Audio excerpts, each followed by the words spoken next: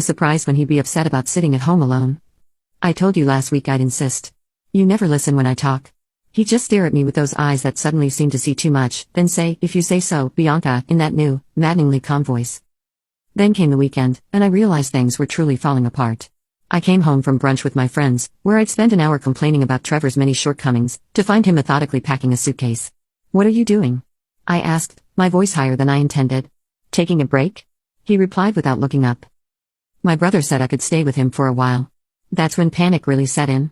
Not because I couldn't bear to lose him, though. The thought of facing our friends and family and admitting my marriage had failed was humiliating.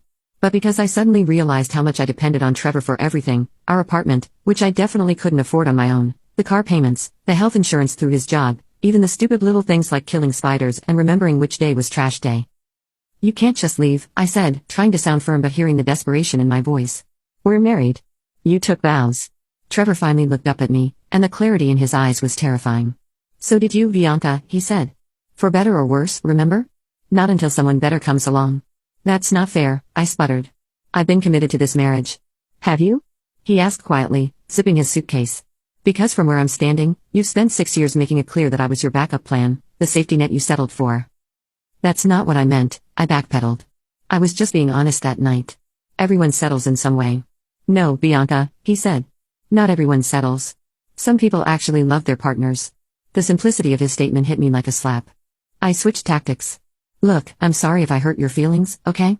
But you can't throw away 6 years because of one comment I made when I was tired and irritated."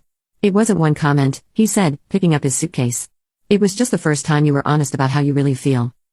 As he walked toward the door, something inside me snapped. I couldn't let him leave. Not like this. Not when I wasn't prepared. I grabbed his arm.